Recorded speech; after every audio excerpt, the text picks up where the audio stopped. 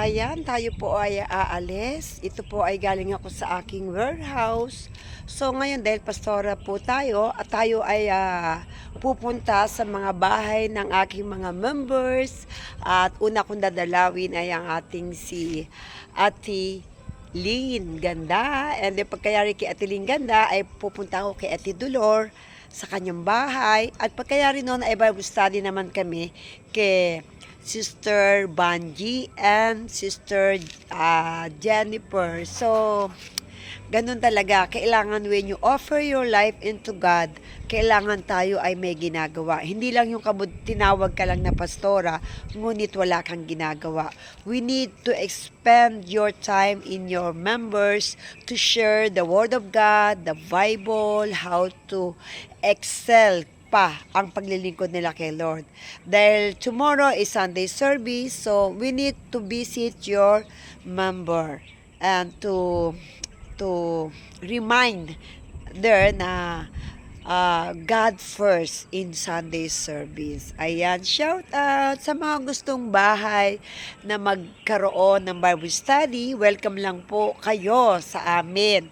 At andito kami ni Pastor Rolly, kung kayo'y taga Malolos o kahit saan kayong lugar, basta medyo kayang puntahan ng sasakyan, ay andito lang po kami, ang inyong kapatid sa Panginoon, ang iyong kapuso, at kapamilya syempre sa gawain ng ating Panginoong Yesus.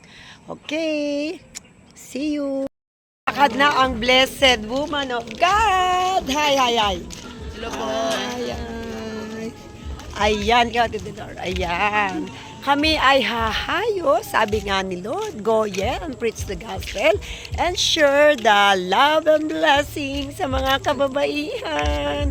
Ayan, ang una naming dinalaw ay si Sister Lynn at ngayon naman ay pupunta kami kay Sister Banji Bonifacio sa kanyang bahay.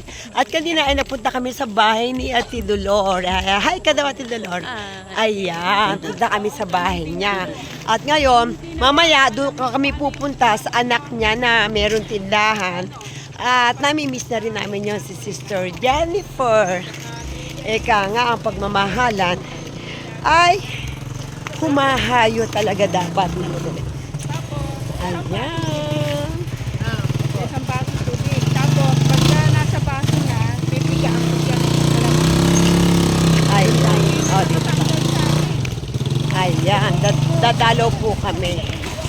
Ayan. Nasa ano po kami? North Highlands Subdivision. Walk, walk, walk in the light muna kami kay Lord. Kailangan nagwo-walk. Walk, walk, walk in the light. Walk, walk, walk in the light. Walk, walk, walk in the light. Diyan ka pala. Walking on the light. Ay, papasukin mo ako dyan, Misa, sa bahay mo. Ayan, o, say hi.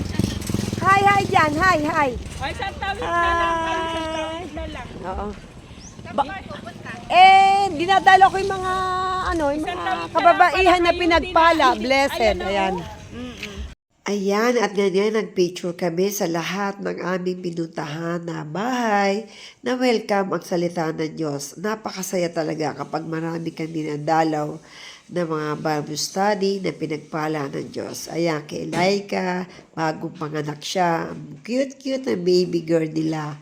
At ganun din kay Jennifer, ang anak ni Ate Dolor, ay dumalaw kami. At ganun din syempre sa kay Laika, ang mga kids na miss ko, ang mga batang maliliit ngayon ay mga binata na.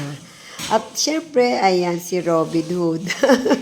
Ang cute niya, hindi niya kayo binata na. Ayan, mga guwapito yan, ang mga nag-aral sa Bible School ng kids. Ayan. At ito naman din, syempre, yung bahay nila.